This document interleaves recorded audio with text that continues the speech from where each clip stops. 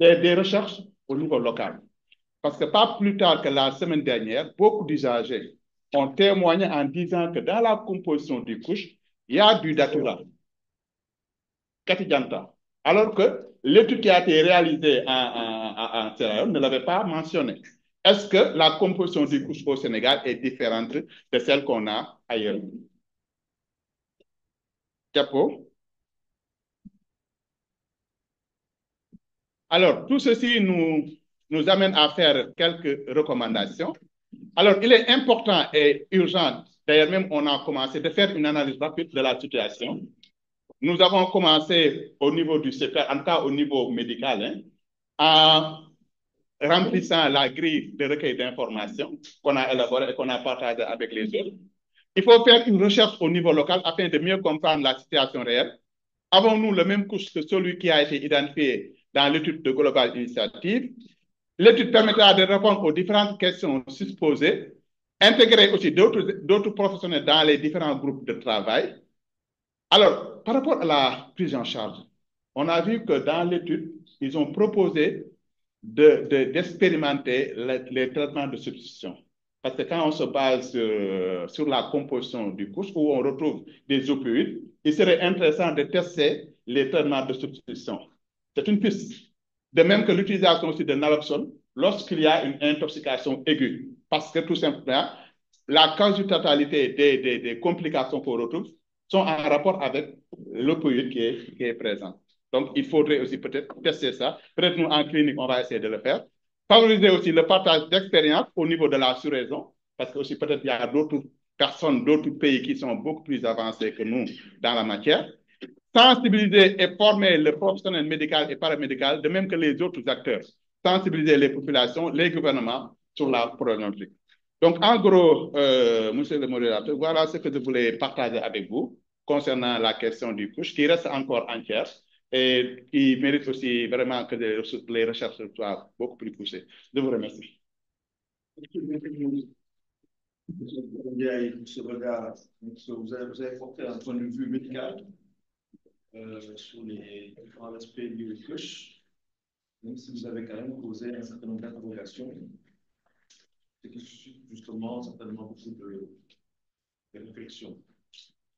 Je vais donc maintenant donner la parole à M. Geoffrey Bawa, qui nous vient de l'ONUDC. L'ONUDC, je rappelle que c'est l'organe des Nations Unies qui est en charge de drogue et de crime, et qui est donc l'organe fédé, en tout cas, représentant des Nations Unies, qui encadre nos différents lois, actions, règlements.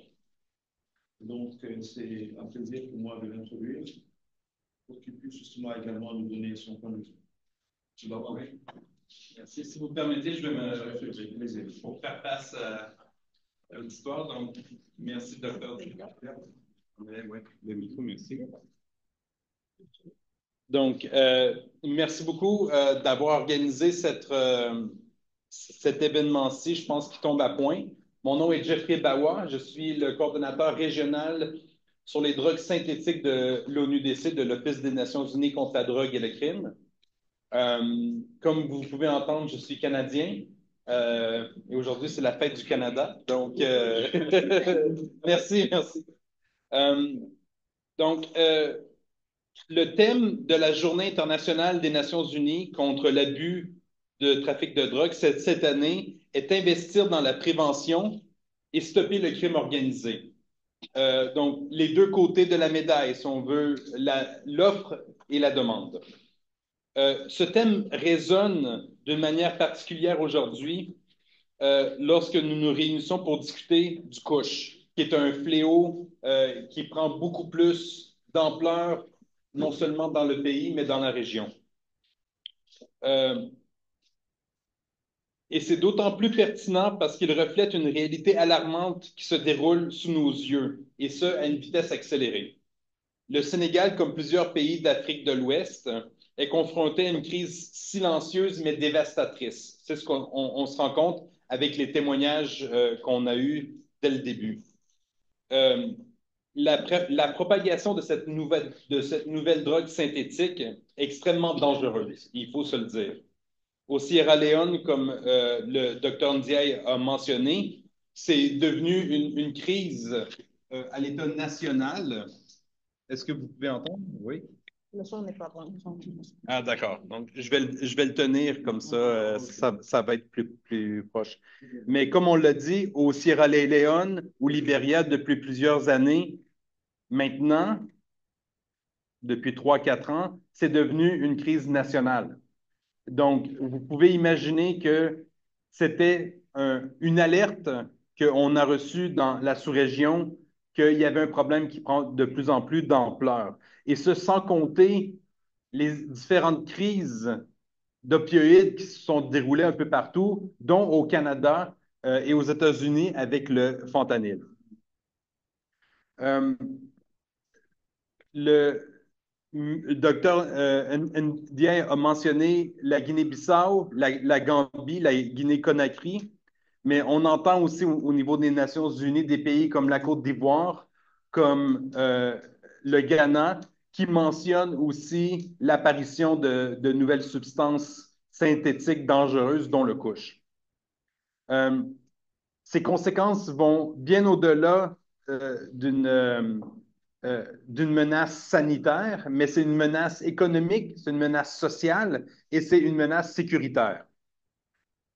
Surtout avec l'émergence de nouvelles substances psychoactives qui arrivent, dont le nitazène, comme le docteur Ndiaye a mentionné, on a mentionné 25 à 40 fois plus puissant que le fentanyl, mais c'est aussi 500 fois plus puissant que l'héroïne. Donc, juste à titre de comparaison. Et donc, ça peut vous donner l'idée qu'une petite substance, une petite quantité peut être mortelle comme ça a été démontré dans les analyses récentes. Donc, pour faire face à cette situation euh, et, et pour pouvoir agir en urgence, il ne faut pas le faire de manière isolée. Euh, il faut rompre avec les approches réactives et construire une réponse nationale et régionale fondée sur la science. Comprendre la composition du couche devient encore plus important.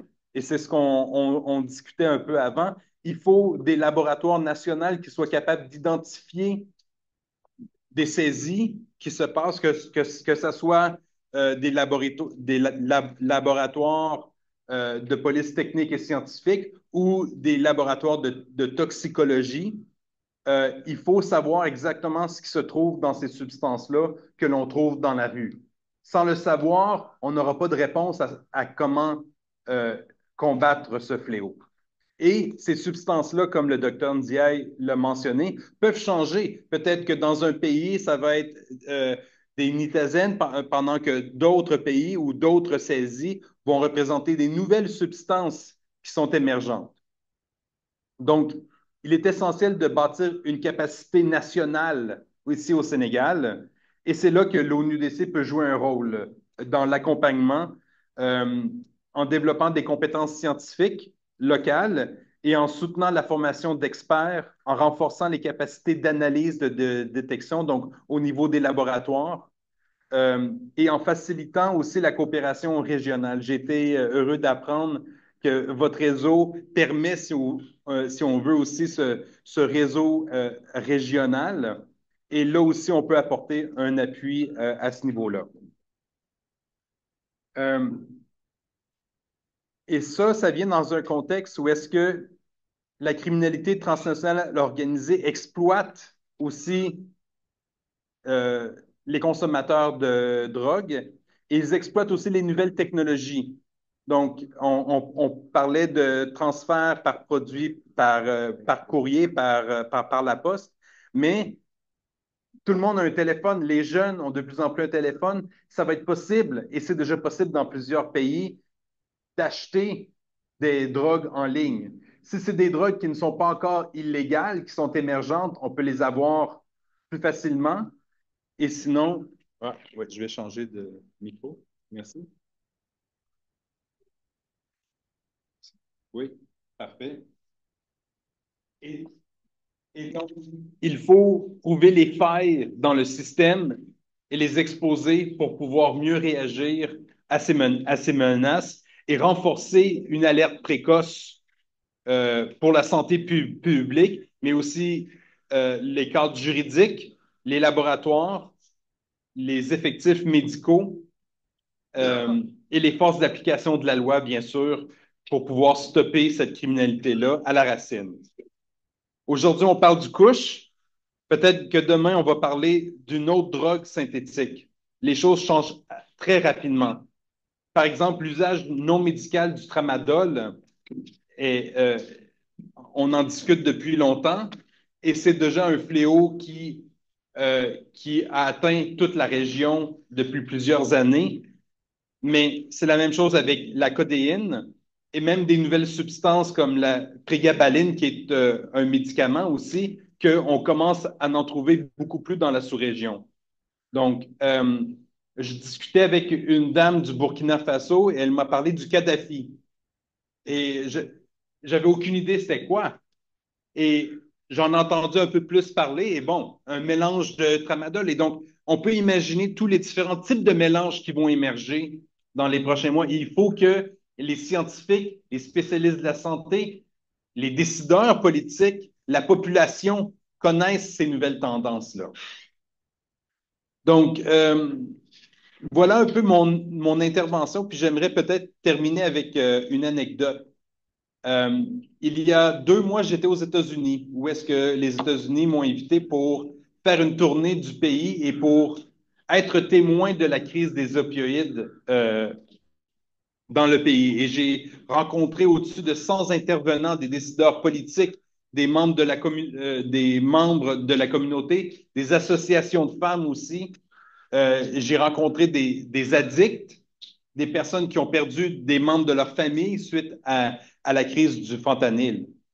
Et j'ai soutiré un peu 2 conclusions suite aux 2 semaines que j'ai eues à parcourir le pays. Et la première, c'est que les premières personnes qui se sont rendues compte aux États-Unis qu'il y avait une crise de fentanyl, c'était les familles. C'était les familles et les spécialistes de la santé. C'est ceux qui ont été les premiers à dire aux policiers, à dire à leur gouvernement local, il y a quelque chose qui se passe, on ne sait pas c'est quoi, mais il y a quelque chose. Et donc, euh, je fais un peu un parallèle ici avec la crise du tramadol dans plusieurs pays. C'est venu tranquillement, mais ça a été très sournois, exactement, comme arrivé. Et la même chose pour le fentanyl aux États-Unis. Avant que ça se rende aux décideurs politiques, avant que ça se rende aux forces d'application de la loi pour qu'ils puissent identifier on a un problème, il était déjà trop tard. Donc, ça, c'était le premier constat.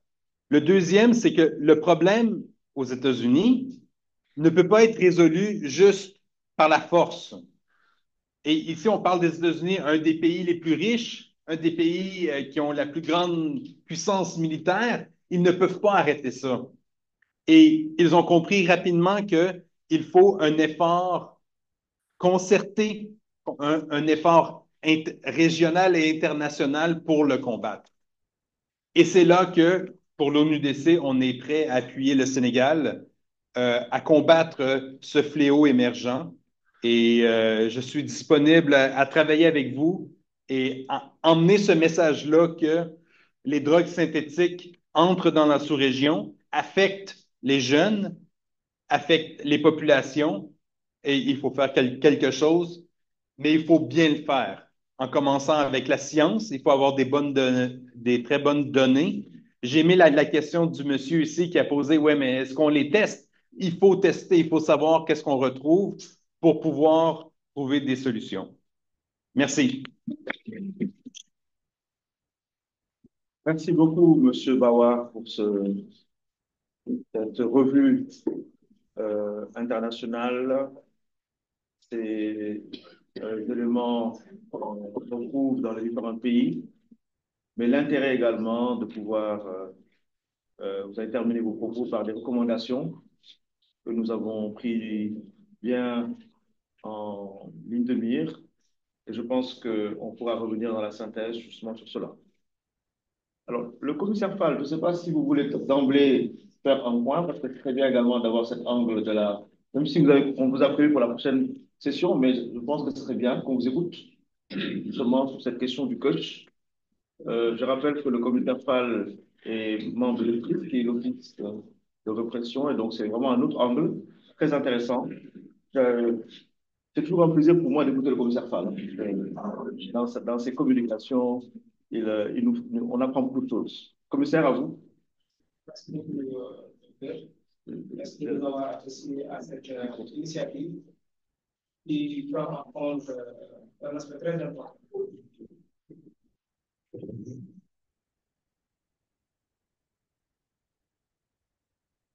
Merci beaucoup, docteur, de nous avoir associés à cette rencontre pluridisciplinaire qui est un cadre d'échange dans lequel cadre nous apprenons beaucoup à travers des femmes et des hommes de science pour davantage connaître le fléau contre lequel nous battons. Et l'aspect qui sera abordé aujourd'hui sera un aspect moins répressif parce que dans le cadre de nos actions aussi, l'humain est placé au centre de ce que nous faisons, ce qui fait qu'avec les éclairages que j'ai pu en tout cas collecter, cela va être répercuté à nos équipes. Maintenant, par rapport aux couches, je pense que la problématique, je parle même des problématiques du couche. Les intervenants ont tour à tour parlé de la véritable composition du couche. Ça, c'est un véritable problème. C'est vrai qu'une étude a été réalisée par Global Initiative, mais les éléments de terrain que nous avons, et je compte partager cet élément-là avec vous, c'est qu'au niveau du centre antipoison, nous, le couche que nous avons saisi ne contenait pas du nitazène, mais c'était un couche frelaté avec de la cocaïne. Donc, c'est une opération que nous avons fait au niveau du marché de Castor, et cela vient également renforcer la perception que nous avons tous de ce produit-là, qui peut présenter des dangers, qui est très nocif, parce que nous ne savons pas avec quoi les trafiquants de drogue mélangent ce produit. J'ai bien aimé l'idée d'intoxication plutôt que d'addiction, parce que dans la sous-région, plusieurs décès sont liés à l'usage de ce produit-là. Au Sénégal même, il y a des décès qui sont liés aux couches, mais malheureusement, les structures qui interviennent le font de façon cloisonnée. Il n'est pas rare qu'on découvre des cadavres au niveau du port, au niveau des marchés. Je vais revenir dans mon intervention sur cela. Pourquoi on trouve le couche dans certains milieux, beaucoup plus dans certains milieux que dans d'autres milieux? En effet, il y a ce phénomène-là migratoire qui est pour moi un élément central dans l'étude du couche, parce que le couche a été détecté, en tout cas par nos unités, au niveau des zones aurifères. Ça, c'était entre 2020 et 2021. Au niveau de Kédougou, c'est là-bas où on a vu avec les grands rassemblements d'individus venant d'horizons divers, donc frontaliers au Sénégal, c'est là-bas où on a commencé à faire des saisies. Et successivement, les saisies ont monté vers les centres urbains. Maintenant, pratiquement, c'est dans l'assiette de pas mal d'usagers de trafic, donc de drogue. En tout cas, au niveau des centres urbains, nous les saisissons, dirais-je, au niveau des marchés, au niveau des ports, au niveau également des gares routières. Parce que le produit, il me semble qu'il est reconditionné, qu'il nous vient de la sous-région, plus particulièrement de la Guinée-Conakry, mais il peut également être frelaté avec d'autres produits ici même au Sénégal, par des communautés. Donc voici en tout cas mon intervention par rapport à tout ce qui a été dit. Et je reste véritablement à votre disposition avec ma collègue, la commissaire Florence Mendy, qui est la nouvelle chef de la division opérationnelle. Moi, maintenant, j'ai migré vers le renseignement. Et ce sera plus intéressant également de participer davantage à ce type d'échange-là. Merci. Merci, commissaire. Je me réjouis de vous accueillir, ainsi que la commissaire Florence Mendy. Soyez la bienvenue dans cette équipe et je pense que Notre richesse aujourd'hui, ce sera vraiment de mutuellement de s'informer, d'apprendre. Parce qu'en fait, il y a le maître mot, c'est vraiment d'avoir une meilleure maîtrise de la question. Aujourd'hui, on se pose beaucoup de questions. Justement, il y a un grand intérêt à se mutualiser et surtout à rechercher pour avoir les bonnes informations. Alors, on va passer à la présentation suivante. Qui concerne les nouvelles voies. Les questions seront après. Sinon, on va jamais terminer la session. Après la session sur les jeunes, on va engager une discussion, puis après on va continuer. Donc, je voudrais introduire le nouveau sujet qui porte sur les nouvelles drogues chez les jeunes au Sénégal.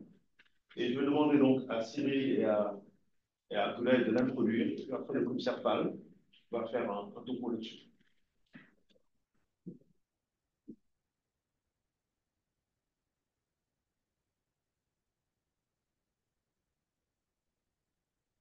Oui, merci beaucoup. Bonsoir à tous. Donc, avec mon collègue Sylvain Wassen, nous sommes chargés de vous faire une présentation sur les nouvelles drogues. Donc, ce sont les résultats issus de nos travaux dans le cadre du projet Codisox.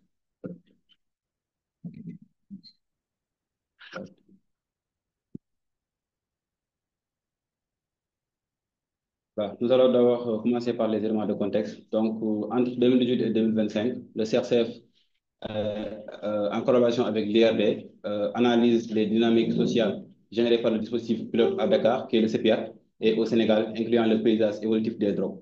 Et la littérature a montré qu'il existe une augmentation de l'usage, de la production et récurrence des saisies des drogues et des drogues classiques et les nouvelles drogues.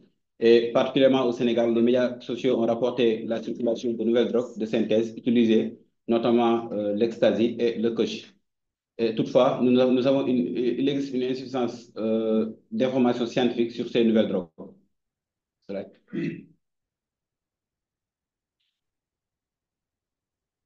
Donc, entre 2018 et 2022, l'objectif du projet Codisox était de décrire et d'analyser l'expérience et les perceptions par les CDI, des mesures et outils de RDR, les trajectoires des femmes et l'impact du genre, les perceptions des CDI, du CPR et de la RDR par les acteurs sociaux. Et en 2023, des enquêtes complémentaires ont été menées dans le cadre de ce projet, donc sur les médicaments à usage détourné, sur le rôle des médiateurs et sur les nouvelles drogues intégrées dans les pratiques par les PUD. Donc, l'approche en 2023 était purement qualitative, impliquant une ethnographie, entretien et observation. Et les données sont collectées dans les zones de Dakar, Bour et Kaolack. Donc, ainsi, 65 entretiens ont été menés auprès de jeunes adultes âgés de 18 à 35 ans. Donc, ce sont des zones avec divers profils, notamment des TS, des hommes ayant des rapports sexuels avec des hommes et les jeunes de la population générale. Et depuis 2018, toutes les études qui ont été menées dans le cadre du projet Codisox sont menées sous l'approbation du comité éthique. Et nous avons eu le consentement libre et éclairé des personnes enquêtées. Et à la suite de la collecte, les entretiens, après avoir été retranscrits, ont été anonymisés et des pseudonymes ont été attribués aux personnes enquêtées pour garantir leur anonymat. Et le traitement des données s'est fait via le logiciel du 12. Ainsi, nos enquêtes en 2023 nous ont permis d'identifier de nouveaux produits qui sont différents de ceux connus dans le passé. Donc, nous avons le kush, le volet, le gaz hilarant, la cigarette électronique et le lean. Donc, le kush, comme toutes les présentations l'ont mentionné, il s'agit d'un nouveau produit qui est en provenance de l'étranger, notamment la Gambie et la Sierra Leone, selon les personnes qui utilisent les drogues. Et il s'agit d'un produit chimique qui imite les effets du cannabis et se présente sous forme de poudre verte ou sous forme de feuilles, comme le chanvre. Donc, d'après le rapport du Global Initiative publié en 2025, il s'agit du mélange de nitazène et de cannabinoïdes de synthèse. Mais d'après les informations qu'on a eues tout à l'heure auprès du commissaire Fall, donc il y a d'autres mélanges de ce produit.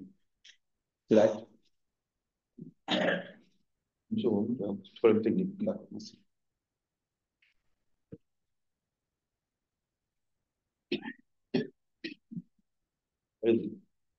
Merci, slide. Et à côté du coach, nous avons le volet. donc qui est l'ecstasy, donc qui est très consommé surtout par les TS et les hommes ayant des rapports sexuels avec les hommes, du fait de ses effets sur la sexualité. Parce que ces effets de sexualité sont la puissance et le désir sexuel, mais aussi l'état de bruit et le fait de vouloir se décomplexer. Donc, c'est un produit qui est souvent consommé en contexte sexuel ou dans le milieu festif, notamment lors des soirées privées dans les appartements. Et à côté de ces produits, nous avons le gaz hilarant, aussi appelé protoxyde d'azote, ou bien dans l'argot du milieu, qui est aussi appelé ballon ou manque. Donc, nous avons également les cigarettes électroniques, donc, qui se présentent tous sous deux formes. Il y a une cigarette électronique qui contient de la nicotine, donc rechargeable, comme ici nous le montre l'image à droite, qui est le produit à mettre dans la cigarette. Mais aussi, il y a une autre cigarette qui est du cannabis, qui est du cannabis de synthèse, donc aussi appelé live design. Et à côté, nous avons aussi le GAINS, qui n'est pas un nouveau produit, mais qui nécessite des stratégies de prise en charge claires, parce que c'est très prisé par les jeunes de la banlieue et aussi les Jakartaman à Kaolack, donc qui, suite à la consommation, se donnent souvent à des actes de violence. Et donc, les contextes de consommation sont souvent lors des événements sportifs, comme les lambes et les matchs de foot. Donc, je vais laisser mon collègue Cyril Bassène assurer la seconde partie de la présentation. Merci beaucoup, Abdoulaye, de m'avoir passé le témoin. Donc, je vais partir présenter la ligne, donc, qui s'inscrit également dans les produits identifiés comme nouvelle drogue. Donc, qu'est-ce que la ligne? C'est un produit qui tire ses racines aux États-Unis, donc à travers le monde hip-hop dans les années 90. Donc, plus tard, elle va se répandre dans quelques pays africains. Donc, on ne peut pas situer l'année, mais nous savons que dès les années 2000, voilà, dans certains pays africains, l'usage a été noté. Maintenant, la ligne, c'est en général l'association de boissons gazeuses, comme vous le voyez dans les images, plus un médicament. Donc, qui peut être soit un antitussif codéiné, donc comme le néocodion, les antihismatiques comme le Phenergan, promethazine, les produits psychotropes, à l'exemple de l'Alpraz, par exemple. Voilà, slide. Maintenant, il s'agit aussi de montrer que la ligne est une construction de pratiques, c'est-à-dire que les usagers construisent des pratiques autour de ce produit. En faisant quoi? Donc, en remaniant les doses. Donc, nous verrons que les doses peuvent varier d'une pratique à une autre. Donc, comme le montrent les images ici, donc l'image de droite, donc elle montre par exemple une couleur qui est sombre. Donc, ça montre que la dose est assez, voilà, est forte quoi, en tant que telle.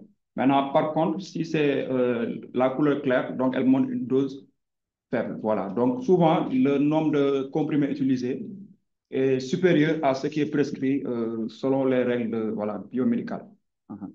Donc, comme l'a rappelé docteur Rose au début, donc, lors de sa présentation, donc, elle a montré qu'il y a l'évolution de nouvelles drogues, des produits qui sont en circulation, dont la composition est mal connue. Donc, on n'arrive pas à cerner les mélanges. Il y a de nouvelles pratiques sociales qui impliquent des réseaux sociaux numériques. Donc, à l'heure actuelle, il y a très peu de réponses et de moyens de prise en charge qui posent des problèmes de toxicité et d'overdose et d'addiction. Allez-y, slide. Donc, cela montre également que, voilà, ce qui implique également que les personnes usagères de drogue changent dans leur profil ou bien leurs attentes. Donc, il y a moins aujourd'hui d'injecteurs, comme le montrent certains résultats possibles du CPR. Les jeunes utilisent les nouvelles drogues, donc dans des contextes assez variés, donc que ce soit festif, sexuel ou autre. Et cela pose également des risques infectieux, non plus liés à l'injection, mais à la sexualité sous les drogues, donc comme l'indique le chemsex. Donc, nous verrons aussi que les médiateurs ont un profil UDI et atteignent peu les jeunes usagers de ces substances. Donc, que doivent faire les recherches? Il est nécessaire justement de mettre en place en urgence diverses recherches et interventions, notamment dans le milieu festif, par exemple, et dans le contexte où justement ces produits circulent. Mais également la nécessité d'identifier les produits, d'informer et de renforcer les capacités des associatifs de PUD et de soignants sur les nouvelles drogues et la RDM. Voilà, donc je tiens à remercier tous les membres qui ont collaboré pour cette étude et c'est un honneur vraiment de présenter dans le cadre de ce panel. Merci. Merci Cyril et Abdoulaye de nous avoir présenté cette petite revue d'un travail que vous avez pu réaliser et qui nous montre un peu l'intérêt des jeunes aujourd'hui sur les nouvelles drogues. Ça, c'est un point de vue, je dirais, sur l'angle de la socio-anthropologie. Je voudrais donc à nouveau donner la parole au commissaire Fall, qui va vous présenter les nouvelles drogues chez les jeunes au Sénégal. C'est la présentation de Vadou. Vous l'avez. Vous avez fait la présentation. Le commissaire.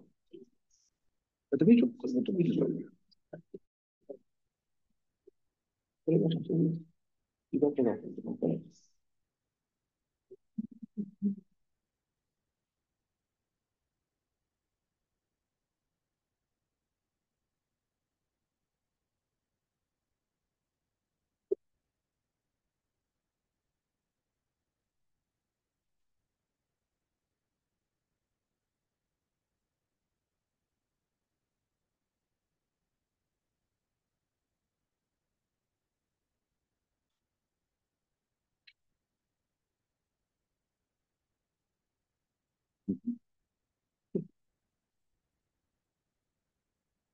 Donc, après la présentation, ce que je vous propose dans le cadre de l'agenda, je donnerai la parole à différents d'autres aspects. Hein. La société civile prendra la parole, ainsi que les communautaires. Et puis après, le débat sera ouvert, et puis après, on va conclure. Pour gagner du temps, en fait, et respecter le timing proposé.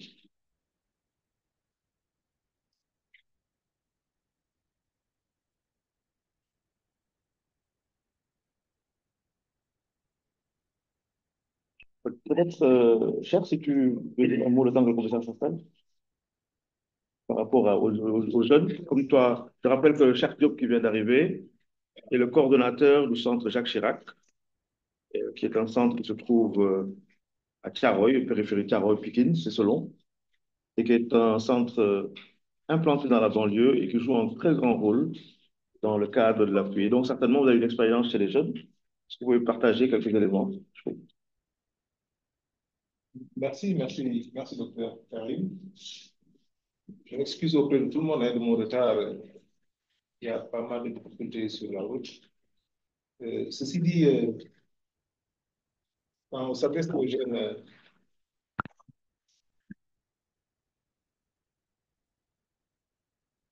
je disais que quand on s'adresse aux jeunes, pour donner des messages de prévention, il faut s'adapter par rapport à leur contexte, mais s'adapter surtout par rapport à leur élément de langage. Et nous avons senti qu'on est un peu en retard sur les éléments de langage utilisés chez les jeunes, surtout les jeunes qui consomment des drogues. C'est pourquoi nous pensons qu'il nous faut réadapter, voire même réinventer nos stratégies de prévention auprès des jeunes. On ne peut plus continuer à utiliser les canons classiques que nous avions dans le temps. Parce que ce que nous faisions jusque-là, c'est d'organiser des conférences, organiser des rencontres sous forme de causeries, organiser des podiums, ce qu'on appelle les grandes activités de mobilisation sociale, utiliser le théâtre, etc., utiliser la radio, la télévision. Mais nous savons tous que les jeunes n'utilisent plus ce support-là. Quasiment, les jeunes n'écoutent plus la radio. Peu de jeunes suivent la télé même. Ils sont beaucoup plus accrochés sur le smartphone qu'autre chose. Ils sont dans les réseaux sociaux et ils ont un code qu'il n'est pas facile de comprendre si on n'est pas des leurs. C'est pourquoi nous, en tant qu'acteurs communautaires, qui travaillons essentiellement sur la prévention, et là j'insiste, nous disions qu'en matière de lutte contre la drogue, le défi principal, c'est véritablement la prévention. La prévention nous semble être l'aspect le plus important dans toutes les stratégies qu'on met en œuvre pour lutter contre ce fléau-là. Parce que nous le savons, la prise en charge, quelque part, est aléatoire. C'est difficile, surtout dans le contexte où nous sommes, dans ce Sénégal-là, où on a peu de structures qui interviennent dans la prise en charge de façon spécifique. Nous avons essentiellement des structures de référence ici à Dakar, c'est le CEPIAD, c'est le service d'addictologie qui est au niveau de l'hôpital de Thiaroye. Dans quelques régions, vous avez quelques services, mais qui sont quasiment dépourvus de moyens. Et encore même, les services de référence que nous avons n'ont pas les moyens de leur mission. C'est pour dire simplement que nous pensons, nous, que l'essentiel, c'est véritablement de travailler sur la prévention, de faire en sorte que les jeunes n'entrent pas dans la consommation. Parce qu'une fois entré dedans, il risque effectivement de s'installer dans une addiction qui va nécessiter une prise en charge médicale qui est très complexe, très difficile. Et nous savons que nos familles ont des difficultés pour accompagner l'usager même en traitement. C'est pourquoi nous pensons qu'aujourd'hui, il est important qu'on s'adresse aux jeunes parce que nous le savons tous, la grande majorité des personnes qui consomment des drogues, c'est des jeunes. C'est ça la réalité aussi. Et nous savons aussi que nous avons beaucoup de faiblesses pour toucher les jeunes. Nos stratégies touchent beaucoup plus les adultes que les jeunes aujourd'hui. Dans nos structures de prise en charge, on reçoit beaucoup plus d'adultes que de jeunes. Vous voyez ce que cela pose comme problème dans un contexte où la grande majorité des consommateurs, c'est des jeunes. C'est pourquoi nous pensons qu'il nous faut de toute façon essayer aujourd'hui de trouver des stratégies pour toucher les jeunes. Parce que pour réduire la consommation, il faut nécessairement toucher les jeunes. Et surtout les jeunes qui sont dans des situations de précarité, des jeunes marginalisés. Nous n'avons pas de stratégie qui touche, par exemple, les jeunes en situation de rue, qui sont essentiellement des consommateurs de drogue, nous le savons tous. Des jeunes en errance. Nous avons peu de stratégies pour les toucher. C'est pourquoi c'est un grand défi, à mon avis, aujourd'hui, qui nous interpelle nous tous en tant qu'acteurs véritablement pour qu'on trouve des stratégies adéquates, spécifiquement orientées vers cette cible-là qui pose problème en termes de prise en charge. Docteur, pour ne pas trop tirer, je voudrais m'en arrêter là. Merci. Et peut-être attendre la suite pour pouvoir aborder tout ça. Bon, merci.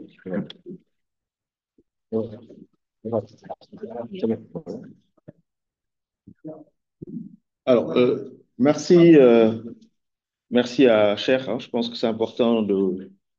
En tout cas, il a axé son propos sur le fait que les temps changent et il faut s'adapter à cette ère-là en ayant les outils et la stratégie de communication qui s'y est. C'est bon pour la présentation ou bien on passe à. Non. C'est bon.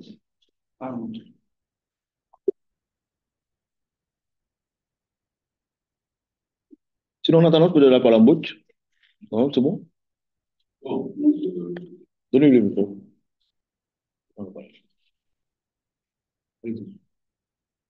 Par rapport au coach,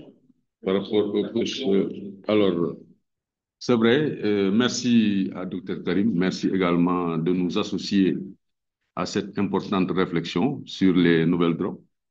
Je vais donc, mes prédécesseurs sont revenus sur pas mal d'aspects par rapport aux couches, mais pour parler des nouvelles drogues d'une manière générale, il y a une particularité, on l'a pas peut-être noté, mais parmi les informations qui nous reviennent, surtout en tant qu'intervenant de terrain, c'est qu'il y a aussi beaucoup de lettrés qui utilisent les nouvelles drogues. Beaucoup de jeunes adolescents ou bien de jeunes qui sont venus fraîchement à l'université, première année ou deuxième année, qui sont dans les nouvelles drogues.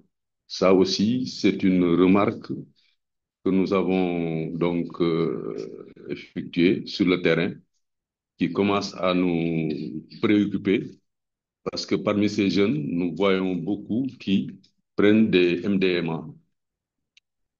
C'est pas du push, parce qu'il y a une tendance sur les nouvelles drogues qui les tire là-dessus. Parce que souvent, quand on les pose la question, qu'est-ce qui vous pousse à cette consommation-là, ils vous disent la découverte et les amis. Voilà. J'étais avec un ami au détour d'une fête qui a voulu me faire découvrir cette nouvelle drogue. Donc, il y a un effet tendance là-dessus. L'autre remarque que je voulais faire pour terminer là-dessus, c'est le fait de vouloir, donc, au détour du week-end, c'est-à-dire le vendredi, s'associer en tant que jeune, acheter du couche, des volets pour ceux qui le prennent, du MDMA et se regrouper dans un local en VSD, vendredi, samedi, dimanche. Et ça aussi, ça nous pose d'énormes problèmes lorsque nous voulons faire des interventions de sensibilisation dans ces lieux. Parce que c'est des lieux privés, il faut être un jeune, Cheikh l'a dit tout à l'heure, il faut qu'on réfléchisse sur de nouvelles approches parce que la cible a changé sur les nouvelles drogues. Ça, c'est une remarque sur laquelle je voudrais qu'on revienne. Je vous remercie pour peut-être revenir sur les défis et les acquis dans le troisième panel. Merci beaucoup.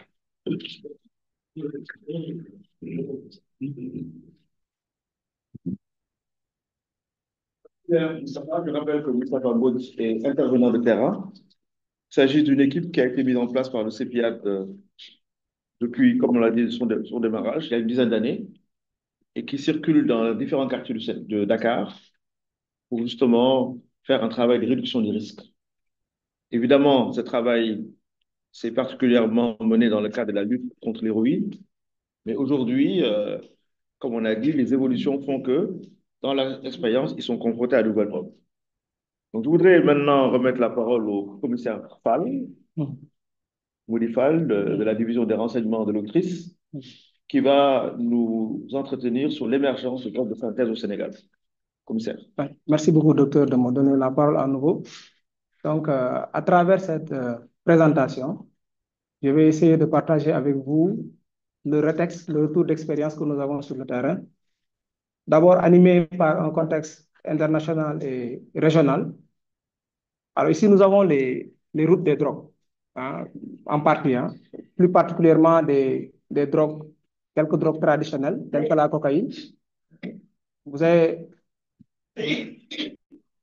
au niveau, avec la couleur bleue, vous avez les 3 pays producteurs de cocaïne, la Bolivie, le Pérou et la Colombie. En jaune, il y a les pays de transit fortement impliqués dans le trafic de cocaïne, à savoir le Brésil, qui utilise la façade ouest-africaine, la façade maritime ouest-africaine, pour pouvoir envoyer des navires-mers interceptés, soit dans nos côtes ou bien dans les eaux internationales, par des navires-filles pour être chargés de drogue qu'ils font passer en Afrique de l'Ouest ou bien directement en Europe. Alors, la couleur verte représente le Mexique. Les gens s'interrogent sur le rôle du Mexique dans le trafic de drogue, alors que le Mexique n'est pas pays producteur. En vérité, le Mexique détient le point le plus important dans le trafic, à savoir la zone de passage, le pont qui relie entre la zone de production et la zone de direction ou bien de destination. Alors, vous voyez que l'Afrique de l'Ouest présente un avantage extraordinaire parce que c'est une zone géostratégique qui présente des opportunités, des vulnérabilités qui profitent aux criminels. Slide. Alors, cette carte montre de façon très évidente que l'Afrique est à la traîne face aux nouvelles substances déclarées. Regardez un peu les autres continents, hein, parce que les études ont été faites par l'ONUDC entre 2010 et 2015, 2016 et 2021. L'Afrique est le point du monde où l'on déclare le moins de nouvelles drogues de synthèse. Pourquoi? Parce qu'on a des problèmes de statistiques. Rien ne se fait en commun, tout se fait en silo, ce qui fait qu'on a du mal à collecter le renseignement pour pouvoir les remonter. Slide. Et le paradoxe est là. Vous voyez que l'Afrique déclare moins de nouvelles substances psychoactives et pourtant on retrouve sur le terrain africain les saisies les plus importantes donc de ces substances-là. Tout à l'heure, la question du tramadol a été évoquée. Le tramadol, comme le couche également, a fait son apparition dans les zones aurifères.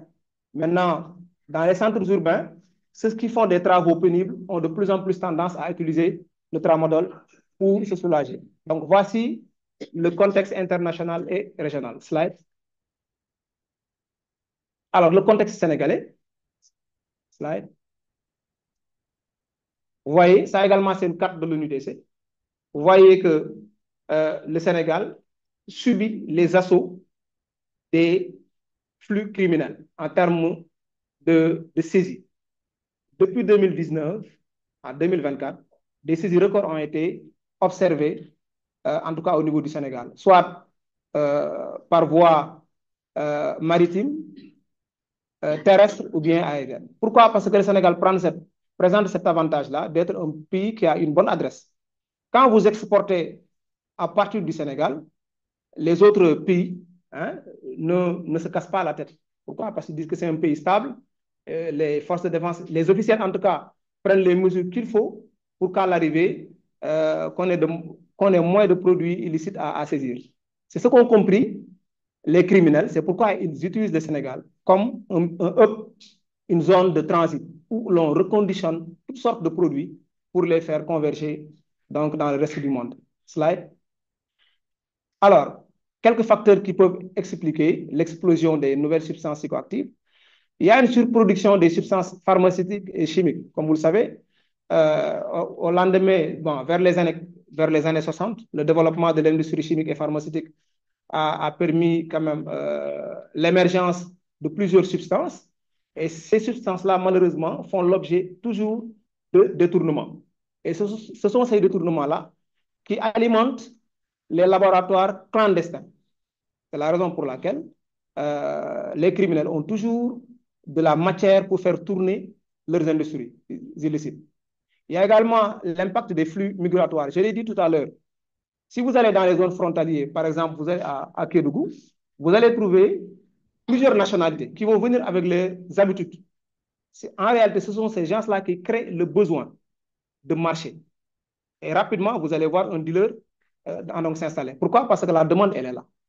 Ils font des travaux pénibles, ils ont besoin souvent de se soulager et ils n'ont recours qu'à ces drogues-là. Alors, il y a également le développement du e-commerce. Tout à l'heure, quelqu'un en parlait. Vous savez, avec l'impact de la COVID-19, les trafiquants de drogue se sont trouvés véritablement un moyen très efficace de commercer, mais dans l'anonymat. Ce sont les plateformes qu'ils utilisent, derrière lesquelles ils peuvent se cacher, faire acheminer leurs produits sans pour autant se faire prendre. Il y a également le phénomène des GP, qui est une création purement sénégalaise, qui est en train de constituer de la logistique pour les trafiquants de drogue. Il n'est pas rare qu'un GP rentre du Sénégal avec des produits pharmaceutiques qu'il n'a pas le droit d'amener au pays ou bien donc dans le sortie du pays. Les trafiquants l'ont compris, ils utilisent souvent des cachettes et confient de la drogue donc, à ces GP-là. L'autre difficulté, c'est que le cadre juridique national est dépassé, à l'image quand même de pas mal de pays. La vitesse de production des NPS est plus rapide que le rythme de législation. Tout à l'heure, un des intervenants en parlait. Les textes de modification depuis 10 ans sont dans les tiroirs. Mais on a bon espoir que bientôt, le code des drogues va être révisé et va mettre au centre la question des abus, la place également des toxicomanes, donc dans le cadre législatif. Slide. Alors, quelques drogues de synthèse. Je pense que les collègues en ont parlé tout à l'heure. Les drogues de synthèse sont la troisième catégorie de drogues. À côté des drogues naturelles et semi-naturelles, les drogues de synthèse se manifestent par leur caractère artificiel. C'est-à-dire qu'elles sont créées dans des laboratoires. Maintenant, par la notion de laboratoire, il ne faut pas avoir un bâtiment comme le CRCF, mais avec 2 bouteilles, ils l'ont démontré avec pertinence, vous pouvez faire un laboratoire. Vous prenez une boisson gazeuse, vous additionnez des comprimés, vous avez votre dose. Et malheureusement, c'est ce qu'on voit de plus en plus. Et pourquoi on voit de plus en plus des comportements déviants dans les écoles, partout où vous allez? C'est parce qu'il y a cette mixture-là que les gens sont en train de créer, et cela les expose à des dangers que personne véritablement ne comprend.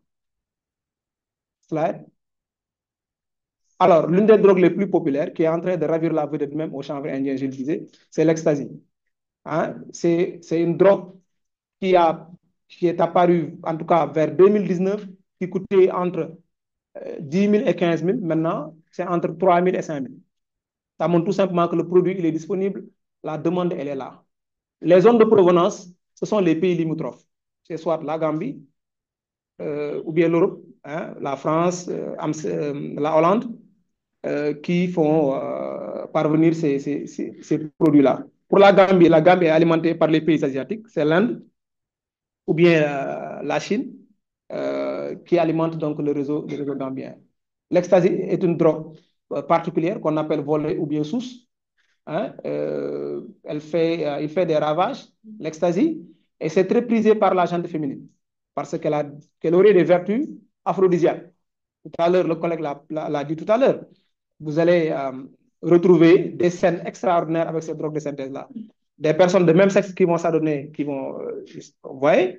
Et récemment même, il y a une vidéo virale qui est passée en Grand Médine, où lors d'un sabbat, on a vu des danses obscènes. Qu'est-ce qui est derrière? Peut-être de la drogue, je ne sais pas. Slide. Il y a le protoxyde d'azote également, qu'on appelle ballon, hein, qui existe dans le commerce légal, mais qui est détourné, qui est utilisé également par les jeunes. Hein. Il y en a différentes catégories. La bonbonne en bleu coûte 45 000 francs. Les petites gélules coûtent entre 10 000 et 15 000 francs. Donc, c'est du gaz hilarant. Quand vous prenez ça, vous avez des hallucinations. Et là, c'est le e-cannabis. Il n'est plus rare de voir, par exemple, une dame fumer de la chicha ou bien fumer de la cigarette électronique. Ce qu'ils ne disent pas, c'est que derrière l'emballage, il peut y avoir de la tromperie. Parce que les substances à l'intérieur, c'est un laboratoire pour vous dire si c'est de la nicotine ou bien si c'est donc du cannabis. Nous, il nous est arrivé de faire des achats sur de la cigarette normale, mais quand on a fait des tests, les tests étaient positifs à des drogues. Vous voyez, ça montre tout simplement qu'on peut y avoir de la tromperie. On vous dit que c'est de la cigarette électronique basique à base de nicotine, alors qu'en réalité, il y a des substances addictes qui risquent de vous exposer à la consommation de drogue. Et ces produits-là également nous viennent principalement des États-Unis. Et là, c'est le lean. Le collègue l'a dit tout à l'heure. C'est un mélange de sirop, de comprimés, hein, que les jeunes utilisent pour pouvoir se défoncer. Alors, la difficulté qu'on a avec la législation, c'est comme vous le savez, dans le tableau, si le produit n'y figure pas, il n'y a pas de répression. Mais en ce qui concerne le couche que nous allons voir tout à l'heure, là, quand même, les autorités judiciaires ont pris leur courage à deux mains et sanctionnent par assimilation. Parce que le couche également a les mêmes effets quasiment que le chanvre indien. Alors, le couche, c'est vrai il y a eu beaucoup de questionnements sur le couche. De quoi on parlait d'ossements humains, beaucoup de mélanges, mais ce qui est constant avec l'étude menée par Global Initiative, c'est que c'est du nitazène hein, qui serait à la base. Mais nous, le couche qu'on a saisi récemment au niveau de Castor, le centre antipoison nous a indiqué qu'il y avait de la cocaïne. Je vais partager le document dans le groupe après. Et peut-être le professeur Fall pourra vous expliquer par quelle méthode il est passé pour pouvoir arriver à ces conclusions-là. Alors là, c'est une intervention dans un plateau de consommation ici à Ouagouniaï. Je ne sais pas si la vidéo va marcher. Alors, il s'agissait d'un individu qui avait érigé sa maison en forteresse de consommation à deux niveaux, des VIP et des roturiers, entre guillemets. Hein. Alors, il avait érigé des barricades en telle enseigne qu'avant que les forces ne prennent l'assaut de son domicile, qu'il fasse disparaître tout le produit. C'est quelqu'un qui est dans le milieu du trafic depuis les années 90. C'est quelqu'un qui est rompu à la tâche. Alors, quand on a eu le renseignement, parce qu'il y avait des parents qui se plaignaient que leurs enfants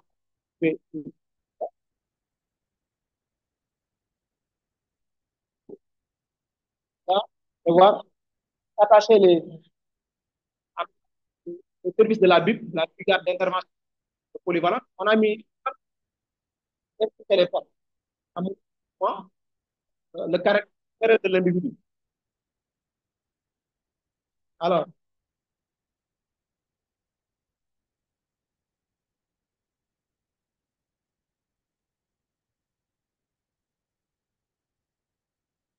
l'opération, 0 heure à pratiquement 5 heures du matin.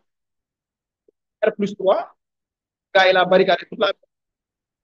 Au niveau de la droite, il avait mis un dispositif en zinc qui faisait qu'un assaut ne pouvait pas être pratiqué depuis la toiture. Alors, nous, qu'est-ce qu'on a fait quand on est venu? On a coupé l'électricité pour un peu perturber son schéma. Ensuite, on a progressé. Et lorsque nous sommes arrivés, c'est vrai que la plus grande quantité, il a eu à le jeter dans le lavabo. Imaginez-vous, sa salle de bain avait des grilles. Il avait même un cachot où il mettait les consommateurs qui ne voulaient pas payer. Il les séquestrait là-bas, il les faisait battre et il appelait leurs parents pour que les parents payent par Wave ou bien par Orange Money. Et là, c'était de notoriété publique. Ça montre également l'importance de la communauté, quand certaines pratiques se font au vu, au sud de tout le monde, d'aller vers les services indiqués pour faire. Alors là, c'était au de la chambre. Il y avait 22 personnes. Vous voyez? Vous voyez?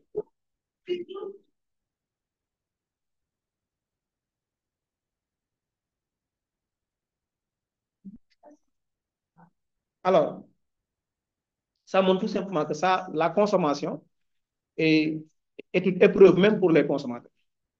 Et nous comptons sur la communauté, véritablement, pour aller vers les forces de défense et de sécurité et pour faire les dénonciations de façon anonyme. Nous, ce qui nous intéresse, ce ne sont pas les usagers, mais plutôt les revendeurs et les trafiquants de grande envergure. Donc, voici la présentation que je voulais partager avec vous et je reste entièrement à votre disposition pour répondre.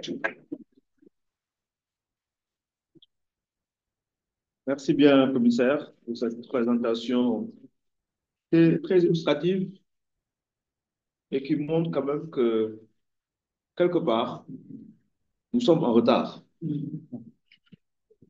pense que c'est important qu'on le sache. C'est important qu'on sache également que ces phénomènes s'imposent à nous et qu'il est temps que nous puissions réagir. Mais la meilleure réaction, ce sera une réaction collective, tous ensemble. Et c'est un peu l'esprit que nous voulons véhiculer ici. Nous avons choisi le parti de réunir différentes personnalités qui émanent de milieux divers, non pas pour nous affronter, mais pour se confronter à la réalité. Et pour ça, tout simplement, identifier les voies et moyens qui nous permettront de rattraper ce retard extrêmement important. Si nous ne le faisons pas, nous allons mettre en péril la frange la plus importante de notre société, ce sont les jeunes. Parce qu'on dit que les jeunes, c'est le capital humain. Ça veut dire que tous les investissements que nous allons réaliser dans la santé et dans l'éducation vont être compromis parce que tout simplement, il y a des drogues qui existent et pour lesquelles nous sommes tous en retard. On a commencé par le monde médical, le monde social, communautaire, répressif, tout le monde est en retard. C'est donc important qu'on puisse en parler. Alors, est-ce qu'on va donc faire une discussion générale et avant ça, il y a certaines personnes qui devraient prendre la parole. Est-ce que l'ANCS est là? En ligne? En ligne, j'ai dit. Ou bien professeur Ba, il est en ligne.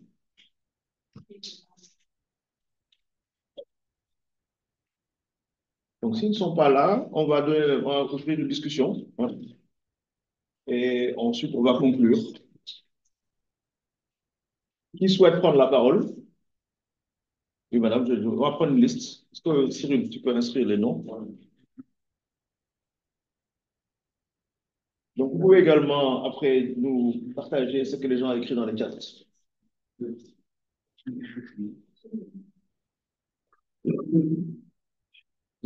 Cyril, vous connaissez les intervenants? C'est bon? Il y en a combien? C'est bon. Bon, à la fin de la session, je donnerai la parole aux différents orateurs hein, pour qu'ils donnent le mot de la fin.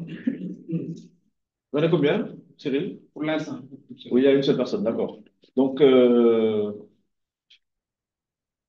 y a juste Tamadien qui a juste fait un commentaire pour saluer, mais également traduire la nécessité d'avoir une réponse. Donc, c'est un peu ce que je disais. Et que, en tout cas, ces constats, c'est pas on a parlé aux États-Unis, évidemment au Canada assimilé de la crise des opiacés, mais ici aussi, nous avons notre propre crise. Donc, je pense qu'on a eu un reportage à la RTS il n'y a pas longtemps, mais ces phénomènes seront de plus en plus importants. Et vous avez vu l'avance que les trafiquants ont. C'est vrai que beaucoup de consommateurs sont des victimes, mais il est vraiment important de s'arrêter sur les criminels, parce que ça, c'est vraiment du crime. Vous barricadez votre maison, vous prenez les gens en otage, parce que c'est une prise d'otage, en demandant des rançons aux gens. Il n'y a pas d'autre mot. C'est une prise d'otage. Et du kidnapping. Oui, et une demande de rançon qui est faite. Et ce sont nos enfants, nos cousins, nos voisins. Dans chaque famille, il y a des problèmes. Qu'on le dise ou pas. Souvent, on ne le dit pas. Au début, on dit que bon, ce sont les djinns. Oui. Après, on amène chez les marabouts. Oui, hein? C'est ça la vérité. Et puis après, on cache. Mais moi, comme on sait que je connais un peu les gens, on m'appelle tout le temps. Il y a toujours des problèmes. Et malheureusement, souvent, on n'a pas toutes les solutions nécessaires.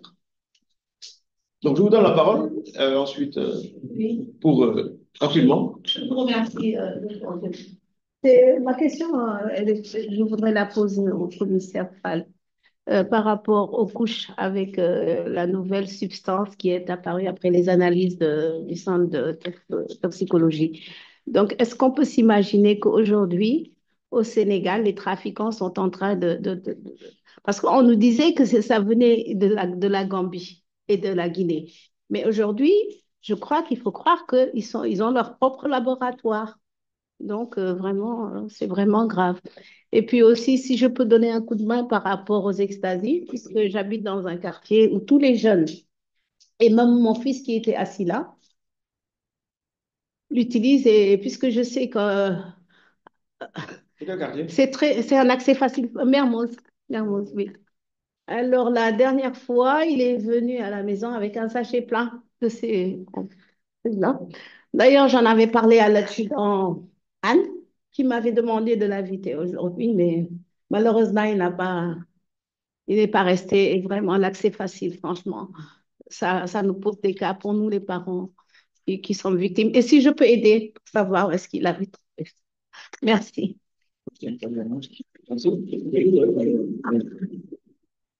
Ok, merci au présentateur. Je félicite la qualité des interventions. Donc, j'avais une question pour le commissaire Fall.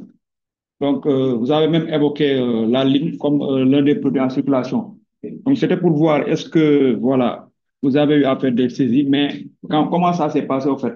Puisque la ligne, je pense que ça pose un peu un problème avec les codes des drogues et tout ça. Voilà, donc, comment est-ce que vous vous êtes pris quand vous avez saisi des lignes ou autres? Merci. D'autres questions? Les journalistes, vous n'avez pas de questions? Ou bien vous préférez attendre après?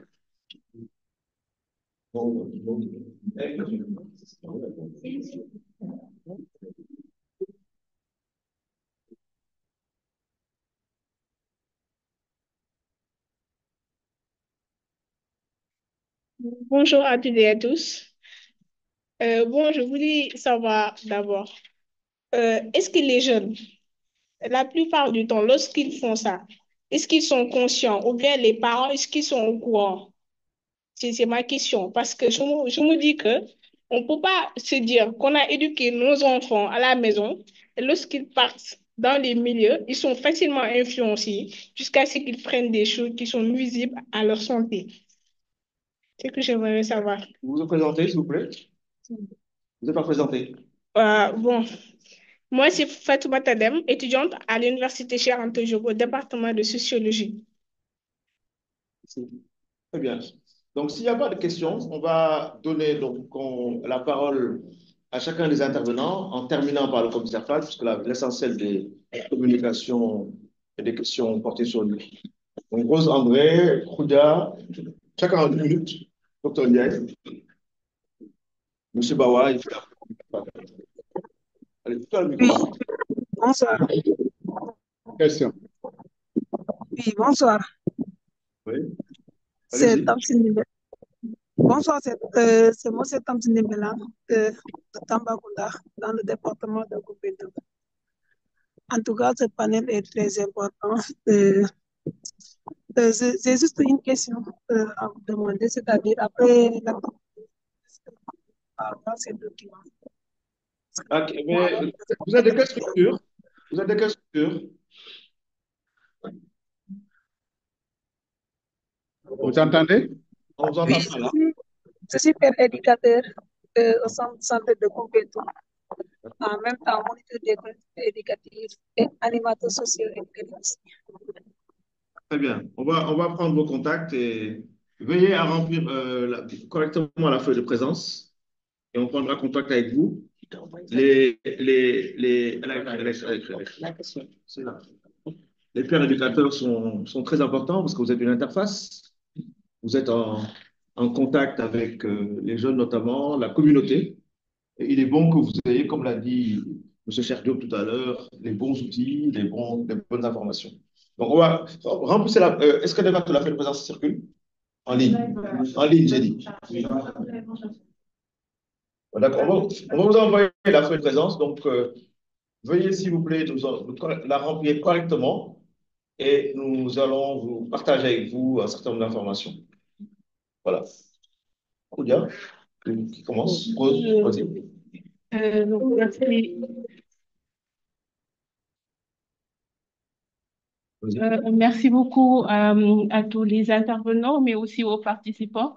Je pense que tout ce dont on a discuté vient compléter les réflexions qu'on a eues dans le cadre du RECIDAP, mais aussi dans le cadre du groupe de travail sur la nécessité de mettre aujourd'hui en place des projets sur l'identification des produits. Alors, vous voyez, avec les présentations qu'on a eues aujourd'hui, on a une diversité de produits qui sont consommés, mais également dans le cadre du colloque SIDAF, on a vu une diversité de profils. Aujourd'hui, la consommation de drogue ne concerne pas seulement des jeunes, des populations qui sont marginalisées, mais il y a diverses catégories qui sont concernées, comme les jeunes, mais aussi des personnes qui sont intégrées, des professionnels, des étudiants. Et donc, d'où la nécessité de documenter à la fois au niveau social, de faire une ethnographie de ce qui circule, mais aussi à la fois au niveau pharmacologique, parce que ça permet aussi d'avoir une veille sanitaire, de savoir ce qui entre dans le pays, mais aussi de pouvoir adapter les informations à l'endroit des personnes qui en ont besoin. Voilà, merci beaucoup, Dr. Karim. Merci beaucoup. Moi, je voudrais juste faire un constat.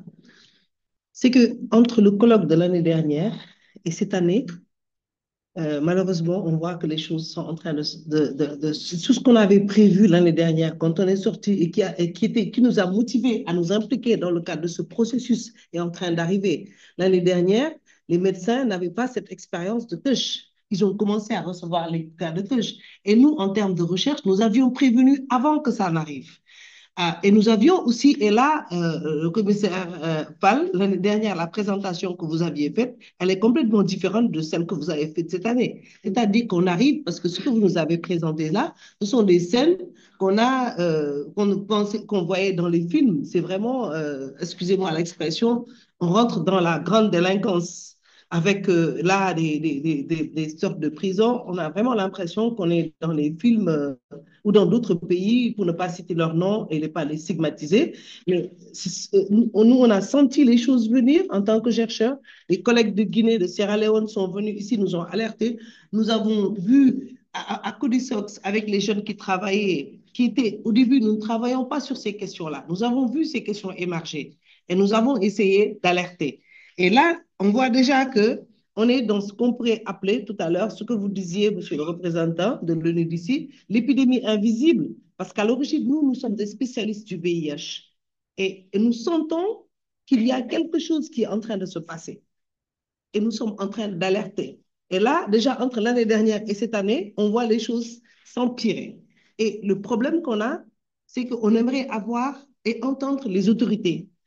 Les autorités, vous parlez d'un problème que ce n'est pas seulement un problème de santé, c'est un problème économique, c'est un problème social, mais ça commence, c'est la santé qui commence à rendre visible ces effets-là. Et à un moment donné, vous parlez de la situation aux États-Unis, au Canada et dans les pays du Nord.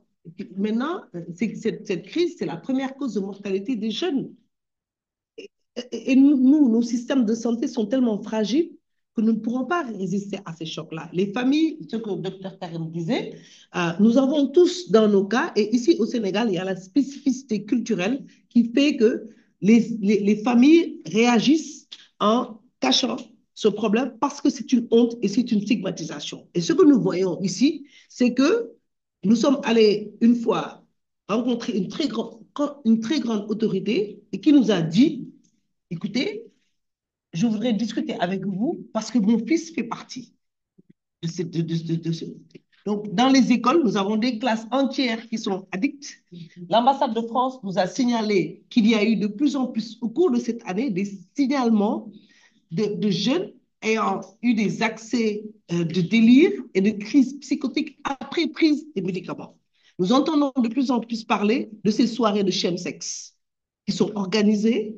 Et donc, ce qui se passe en fait, c'est que, voilà, les choses sont en train d'évoluer à bas bruit. Nous sommes des chercheurs. Nous avons mis en place cette plateforme, nous avons mis en place, mais si on n'a pas de soutien des autorités, on va peut-être voilà, parler dans le vide. Donc voilà, je pense que, cher Diop, nous sommes tous là témoins. Depuis 2 ans, nous sommes en train de parler.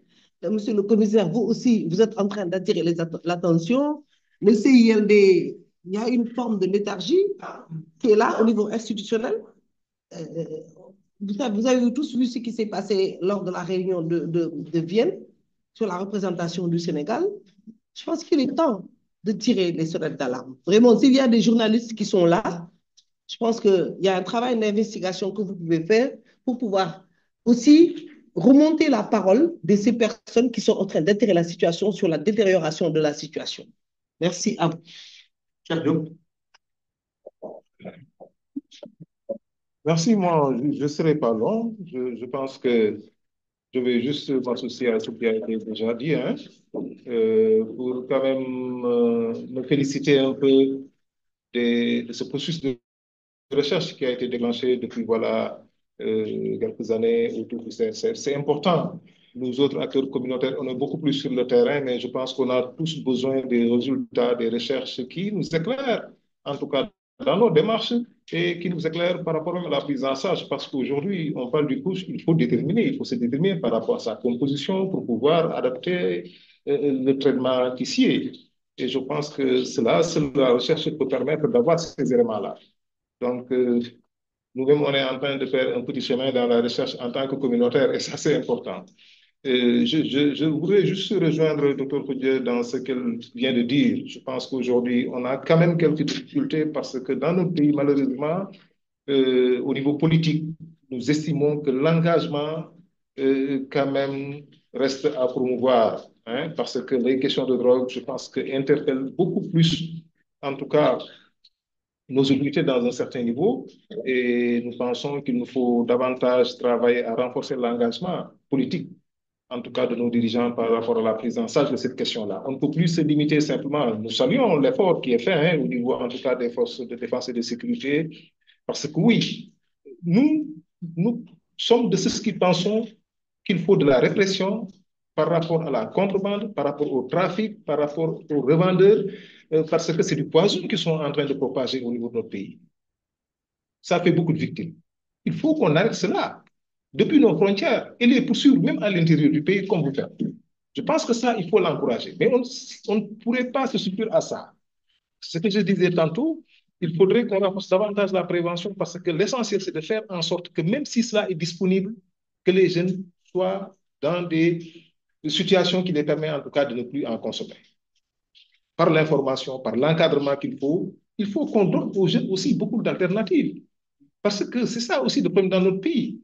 dans une situation de précarité, dans une situation de désespoir, de désespérance des jeunes, mais les jeunes peuvent toucher à tout. Je pense qu'il nous faut aussi offrir des alternatives de prise en charge des jeunes sur le plan éducatif, sur le plan socio-économique, sur le plan social.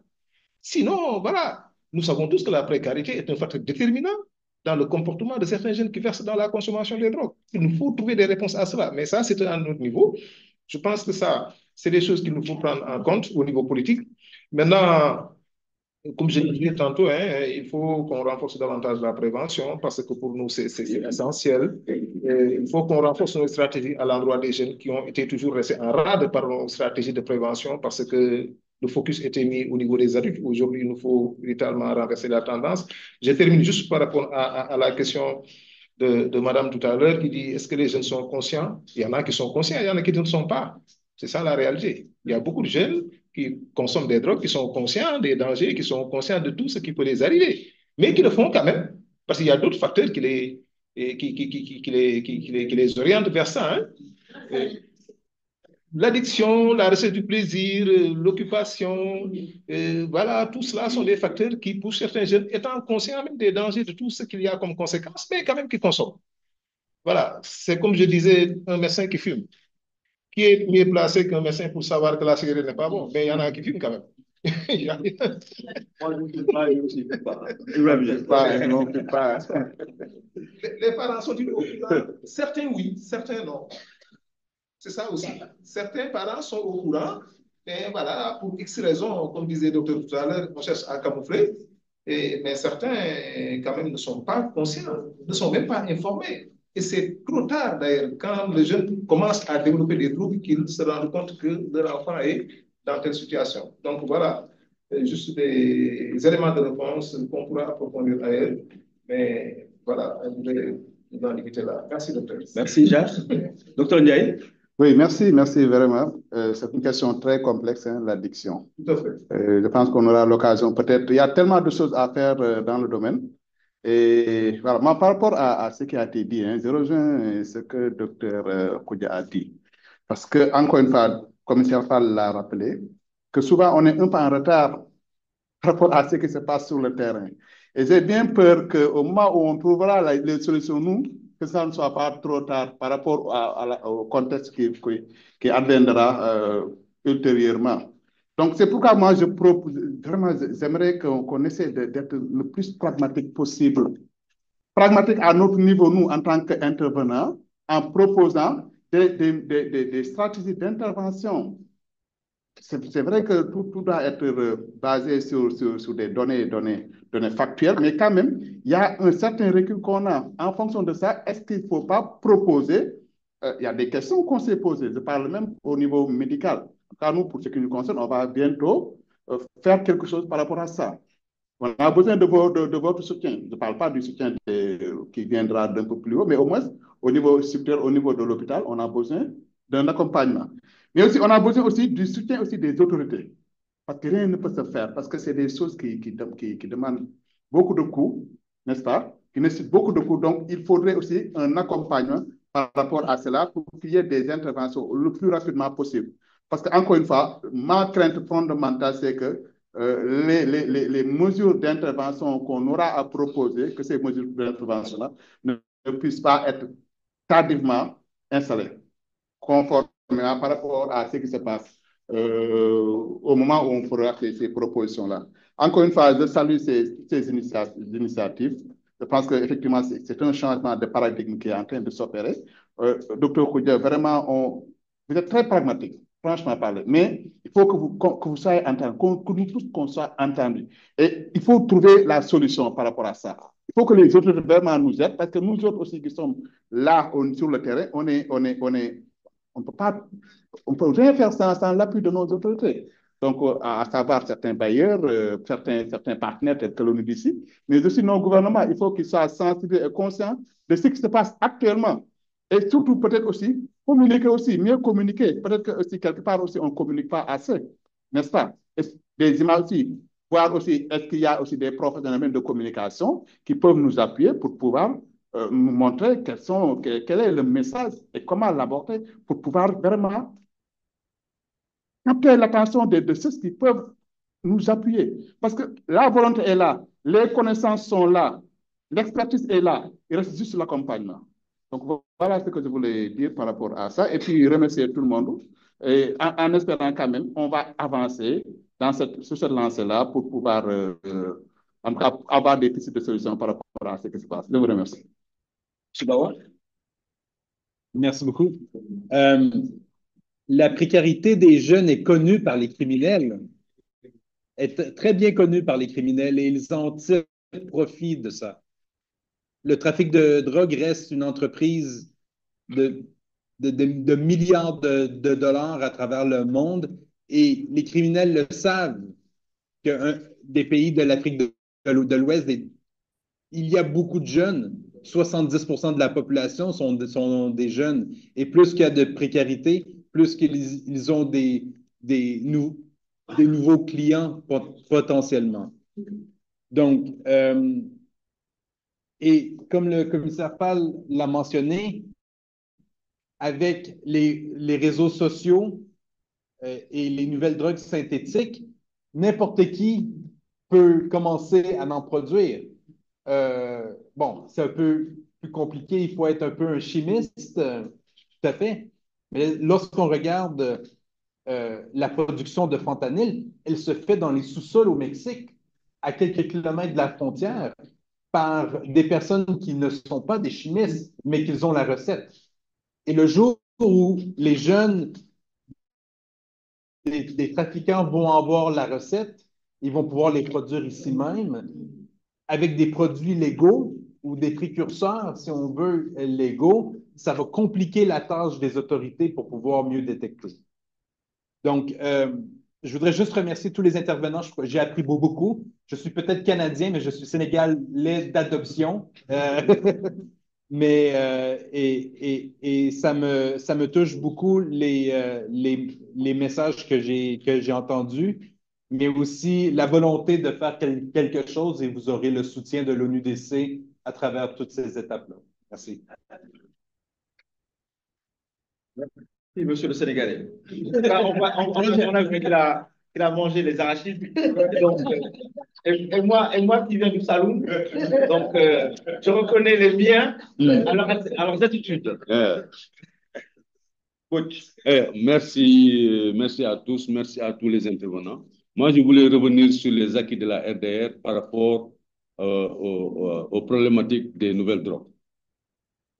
En mettant le doigt un peu sur la reconnaissance officielle ou bien la possibilité de nos pays à accepter officiellement, à mettre officiellement la RDR dans le code des drogues. C'est-à-dire que nous intervenons sur le terrain, mais ce n'est pas officiel. Nous intervenons sur le terrain avec des outils de la RDR, mais avec quand même des difficultés. Ça veut dire que le Sénégal ne l'a pas encore, si je peux m'exprimer ainsi, ratifié, ne l'a pas encore mis dans son arsenal juridique. Ça veut dire que nous travaillons avec des outils de la RDR, mais c'est une acceptation, mais ce n'est pas encore officiel. Et ça, je mets le doigt là-dessus parce que la RDR nous a permis de beaucoup impacter dans la consommation des drogues comme l'héroïne. Parce qu'aujourd'hui, un consommateur d'héroïne, c'est-à-dire quelqu'un qui a besoin d'héroïne, va avoir beaucoup de difficultés s'il n'est pas connecté à avoir le produit.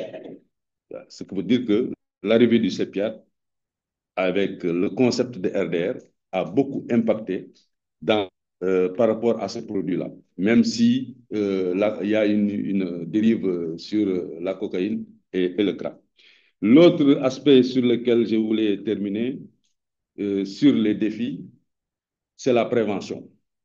Mais dans la prévention, surtout avec les nouvelles drogues, nous avons un problème, puisque c'est une drogue que les jeunes ciblent, et nous savons que ces jeunes sont dans les établissements scolaires, le collège et lycée, en bonne partie, mais quelque part également à l'université.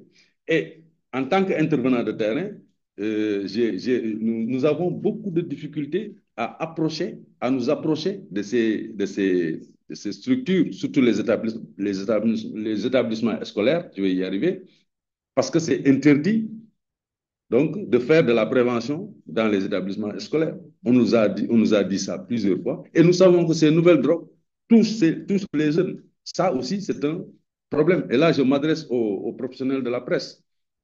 Comme disait le docteur Koudia tout à l'heure, c'est un champ d'investigation. Comment faire de la prévention au niveau scolaire. Ce n'est pas interdit, mais il faut avoir des autorisations. Et souvent, on vous dit que vous êtes dans l'incitation plutôt que dans la prévention. Ah oui, ça, nous l'avons constaté sur le terrain plusieurs fois. Vous ne pouvez pas, vous avez des difficultés à intervenir dans la prévention des drogues, surtout sur les drogues en milieu scolaire. OK. Merci. Merci beaucoup. On salue également l'ASTS qui a fait un commentaire par l'intermédiaire de Sakri Traoré et qui non seulement salue cette initiative, mais salue également l'intérêt de travailler ensemble. Commissaire Fall. Oui, merci à nouveau. Donc, il y a deux questions qui m'ont été adressées. Savoir, existerait-il des laboratoires de production de drogue de synthèse au Sénégal? En tout cas, je dirais qu'il y a de fortes probabilités qu'il y ait des labos. Comme je l'ai dit tout à l'heure, pas labo comme dans le sens classique, mais on ne serait pas surpris de découvrir des laboratoires à une échelle de production industrielle. Pourquoi je le dis? Parce que les communautés pour faire ces types de drogues sont là. Le savoir-faire, il est là. Et peut-être, il ne manque que peut-être des facilitations au niveau interne pour le faire. Donc, moi, je ne serais pas surpris. À l'image du crack, où les trafiquants fabriquent leur propre crack. Donc là, ils ont leur labo. Donc, je ne serais pas surpris qu'il y ait des laboratoires d'ecstasy, en tout cas sur le terrain. Par rapport à la ligne, l'une des expériences qui m'a le plus marqué, c'est qu'on avait un renseignement faisant état d'un vaste trafic de chanvre indien dans la banlieue. Alors, on a fait pratiquement 2 semaines de surveillance sans pour autant avoir du concret. Mais ce qu'on avait, en tout cas, suspecté, c'est que le groupe s'est déplacé de pharmacie en pharmacie à bord d'une vanne. Alors, on s'est posé la question, mais peut-être qu'ils sont malades, c'est pourquoi ils font le tour des pharmacies. Alors, lorsqu'ils sont repliés dans leur maison, nous avons fait une descente et c'est là où on a trouvé quand même des boîtes de sirop qu'on ne pouvait pas expliquer. C'est après qu'ils nous ont expliqué. En vérité, c'est eux qui faisaient les mélanges et ils passaient souvent dans l'espace de deal pour donner des dosettes, en tout cas à leurs clients. Donc, ça, c'est. Alors, sur le plan de la répression, malheureusement, le tribunal ne nous avait pas suivis parce on n'avait pas assez d'éléments. Nous ne sommes pas des laborantins ou bien des pharmaciens. On y est allé avec les moyens qu'on avait. Ils ont été relaxés. Bon, il y avait un peu de chanvre indien, je pense qu'il y en a 2 qui avaient pris 15 jours, mais pour le reste de la bande, quand même, on les avait relaxés. On avait fait une fiche technique pour dire qu'il y a une drogue qui s'appelle la ligne, et voici comment ça se construit. Mais quand la législation n'est pas là, on a du mal à faire réprimer cela. Alors moi, j'aimerais terminer par juste rebondir sur ce qu'a dit le représentant de l'UNUDC sur les drogues de synthèse. Moi, je pense que l'avenir du trafic même, ce sont les drogues de synthèse. Pourquoi? Parce que ça présente des avantages extraordinaires. Il vous suffit d'avoir la recette, d'avoir des produits qui sont dans le commerce légal. Il faut juste les détourner. Et vous ne serez pas soumis aux caprices de la nature. Vous êtes dans votre chambre, vous pouvez vous faire toutes les drogues que vous voulez. Il suffit tout simplement d'avoir le goût du risque.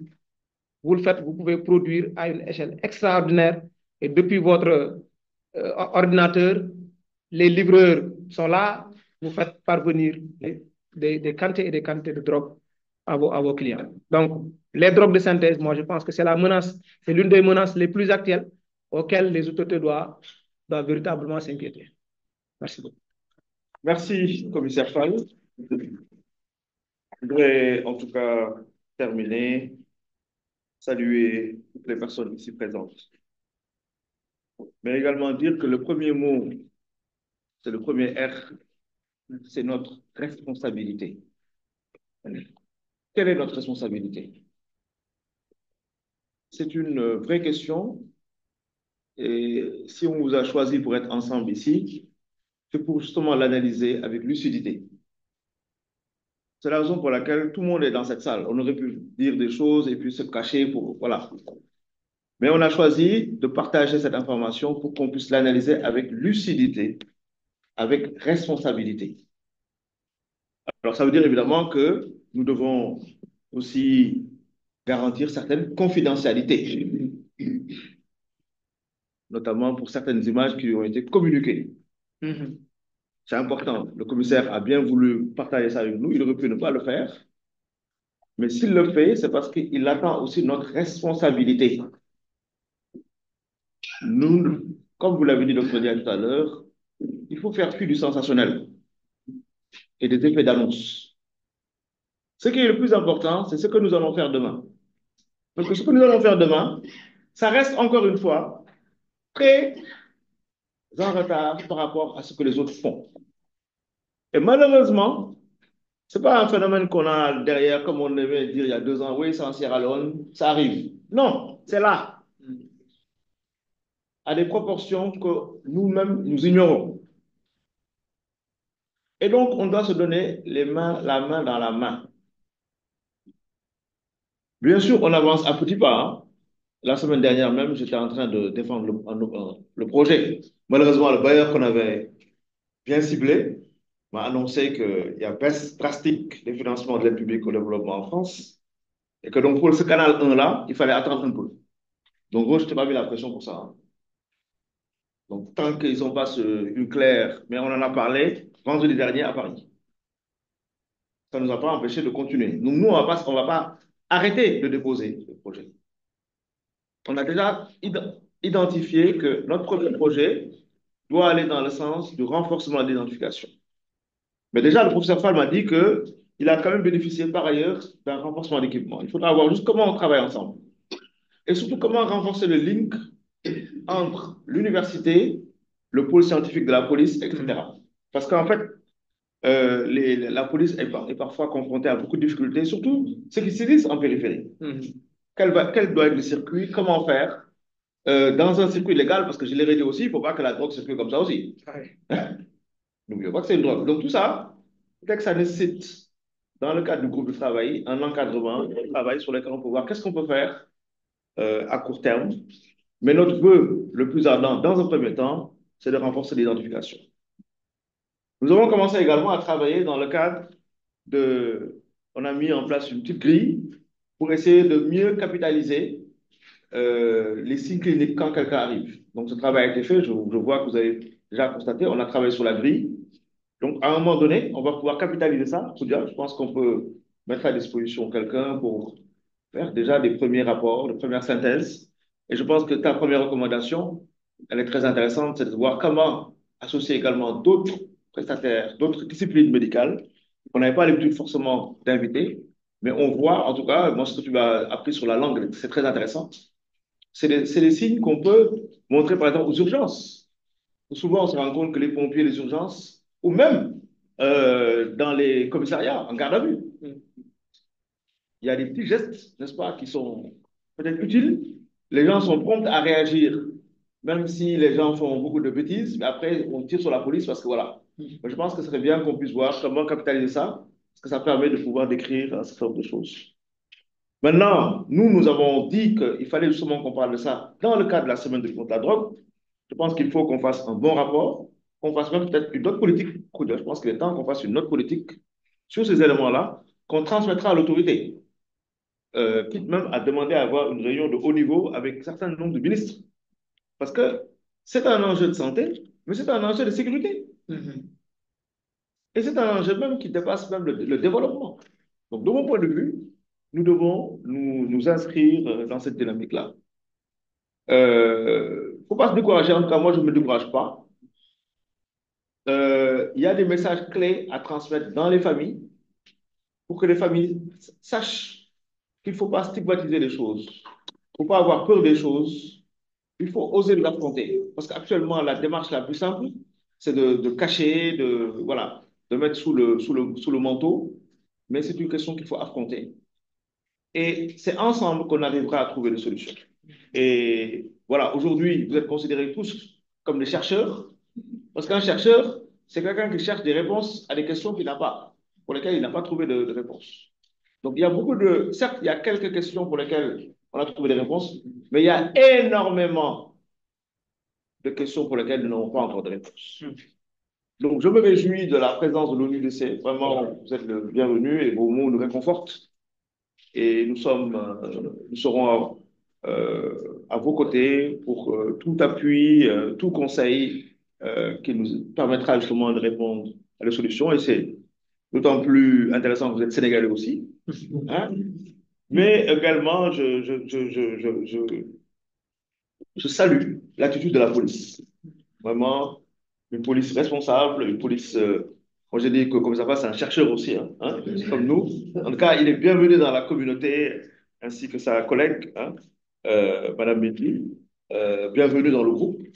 Et justement, c'est là, la main dans la main, hein, qu'on veut travailler. Nous sommes à votre disposition aussi pour toutes les questions, interrogations, sollicitations que vous aurez. Je voudrais également saluer la présence des journalistes. Ils sont restés longtemps, hein, mais vous avez vu également que c'était intéressant, parce que c'est vraiment des informations réelles.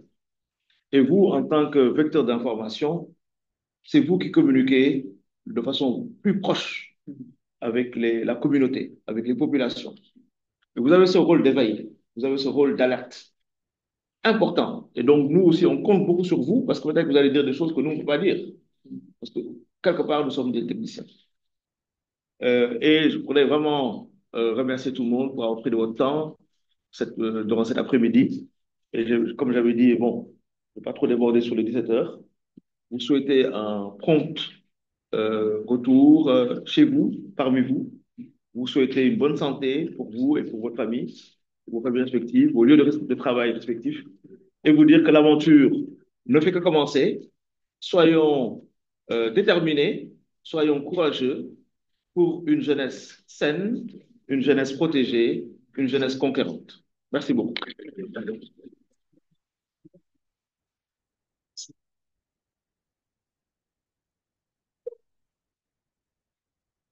On peut prendre une photo, oui. On peut prendre une photo.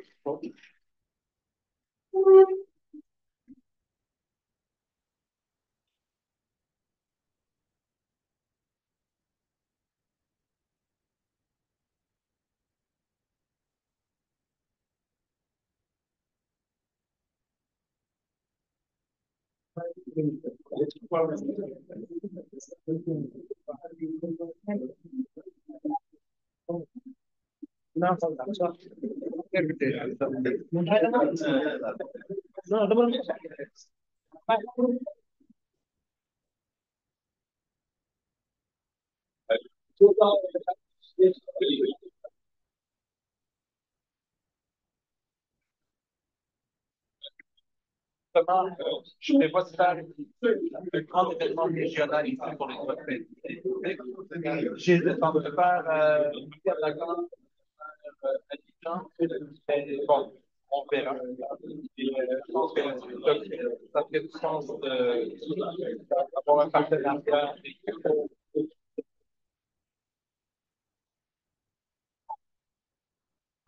Parce que je viens d'arriver, en fait, ça fait longtemps que je suis au Sénégal.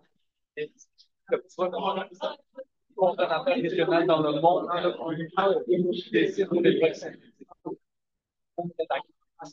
Donc, c'est un signal. Nous, non, parfait.